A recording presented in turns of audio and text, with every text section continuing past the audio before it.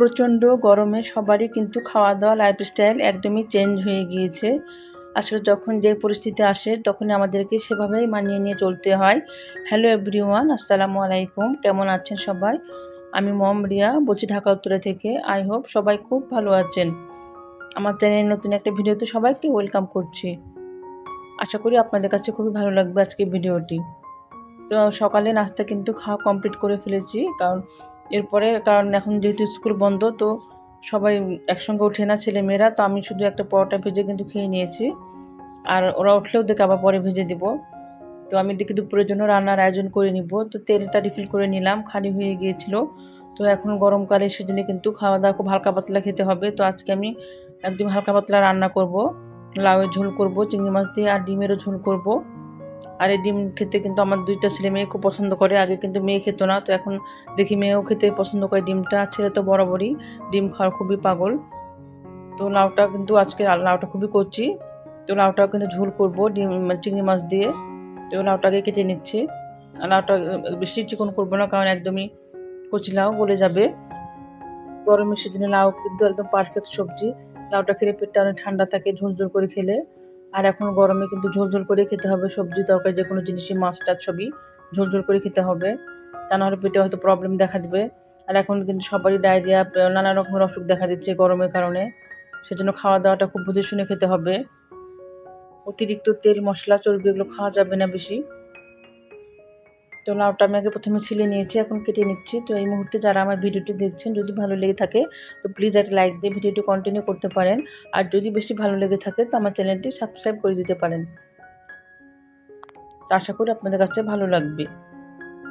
আর এই প্রচণ্ড গরমে কোনো কিছুই যেন ভালো লাগে না, কাজকর্ম রান্না বান্না কোনো কিছুই করতে ইচ্ছে করে না, এমন একটা অবস্থা হচ্ছে। বাইরে তো বের হওয়ার কোনো বুদ্ধি নাই যে বাইরে এতটা তাপদাহ।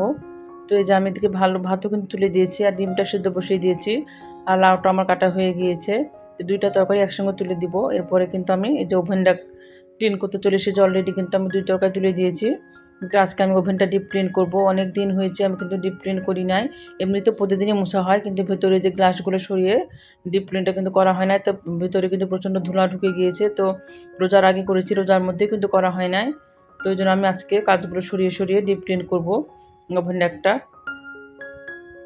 আর এই দুইটার সঙ্গে আমার ফার্নিচার ক্লিনার আর গ্লাস ক্লিনার, এই দুইটা তো সঙ্গেই থাকে সবসময় আমার। তো প্রথমে আমি গ্লাসটা ক্লিন করে নিচ্ছি ফার্নিচার ক্লিনার দিয়ে। এমনিতে তো রোজা গেছে, তখন অতটা আসলে রোজার সময় এক্সট্রা কোনো কাজ করা যায় না। এরপর আবার প্রচণ্ড গরমের কারণে কিন্তু কোনো কাজকর্মও করতে তেমন ইচ্ছে করে না, কোনো মতে যেমন চলা যায় তেমনভাবে চলা হচ্ছে। তো এই যে কতটা ধুলা পড়ে গিয়েছে এই গ্লাসগুলোতে। গ্লাস ক্লিনার দিয়ে মুছলে বোঝা যায় যে কতটা ধুলা। এমনি কিন্তু মুছলে অতটা ধুলা পরিষ্কার হয় না গ্লাসের। তো গ্লাস ক্লিনার দিয়ে মুছলে প্রচণ্ড ধুলা উঠে একদম পরিষ্কার হয়ে যায়। আর এই ফার্নিচার ক্লিনার দিয়ে এগুলো ক্লিন করে নিব। এগুলোতে কিন্তু প্রচণ্ড ধুলা আটকে আছে, মানে কালারটা নষ্ট হয়ে যেমন অবস্থা মনে হচ্ছে, ধুলাবালি পরে গ্লেজ ভাবটা চলে গিয়েছে। আর এই ফার্নিচার ক্লিনার দিয়ে ক্লিন করে কিন্তু ফার্নিচার একদম একটা গ্লেজ দেয়, পালিশ করার মতো একটা গ্লেজ চলে আসে। আর এটা হচ্ছে ওক বিনিয়ান উড। এই ওভেনটা একটা আমার একটা একটা করে সবগুলোর সেলফি আমি কিন্তু মুছে নিব, গ্লাসগুলো সরিয়ে সরিয়ে। আর এখন অতটা কিছু এখানে রাখা হয় না, যেহেতু এখন প্রচণ্ড গরমের সিজন। তো ডিমও আমি ফ্রিজে রাখি এখন গরমের কারণে, তারপর ফলমূল সেটা সবই এখন ফ্রিজে রাখতে হয়। তো বেশ ফাঁকাই থাকে এখন ওভেনটা একটা আমার। আজ আমি দুপুরে রান্নাটা খুব সকালে সকালে সেরে ফেলেছি, যে এই যে কাজগুলো করবো, যার কারণে রান্না কিন্তু একটা বিরাট ঝামেলার কাজ। রান্নাটা যদি শেষ হয়ে যায় তাহলে কিন্তু অনেকটাই ফ্রি হয়ে কাজগুলো করা যায়। তো আমি বরাবর এমনই করি, যখন কোনো কাজ ক্লিনিংয়ে করি ডিপলি, তখন আমি কিন্তু রান্নাটাকে ছেড়ে নিই। তো রান্না আমার কিন্তু ভাত হয়ে যাওয়ার পরে তরকারিগুলো কিন্তু তুলে দিয়েছিলাম, তখন কিন্তু তরকারিগুলো হয়ে গিয়েছে। তো এখন আর আমার কোনো কাজ নেই, এখন এগুলো ক্লিন করবো। আর ইদানিং কেন জানি ক্লিনিংয়ের কাজে আমি একটু অলস হয়ে গেছি, মানে ফার্নিচারে ক্লিন করতে প্রায় খুব একটা দেরি হয়ে যাচ্ছে আমার, করতে কেন জানি ইচ্ছে করে না।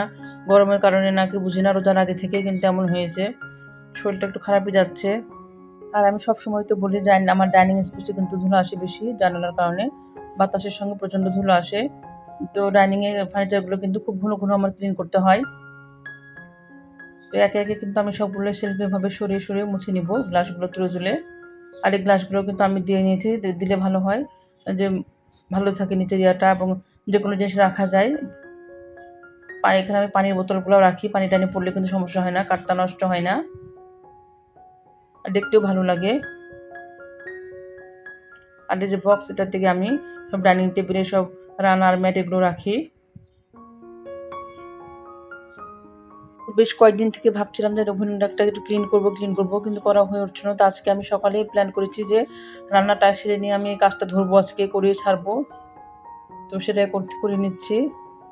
আর এগুলো কাজ করতে কিন্তু সময় লাগে, ডিপ ক্লিনিংয়ের কাজগুলো করতে সময় লাগে, সঙ্গে সঙ্গে হয়ে যায় না।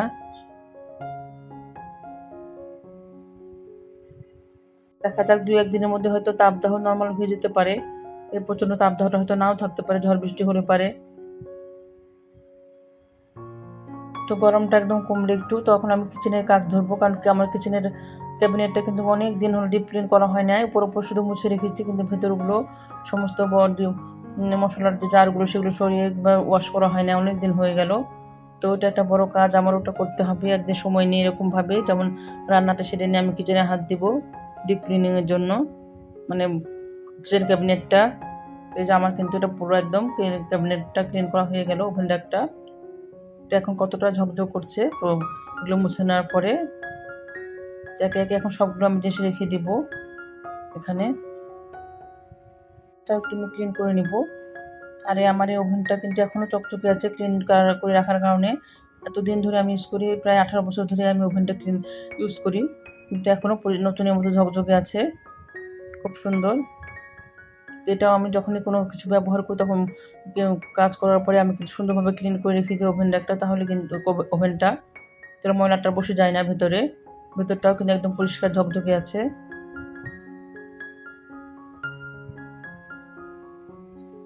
আর এটাতে আমার এই ওভেনটাতে আমার খুবই ঝটপটভাবে হয়ে যায়, আমার পিজা হতে 10 মিনিটে কিন্তু আমার পিজাটা হয়ে যায়। এই ওভেনে খুবই তাড়াতাড়ি হয়ে যায় পিজাটা, এবং কেকটাকে খুবই ঝটপটভাবে হয়ে যায়, যে কোনো রান্নাই করা যায় আমার এটাতে।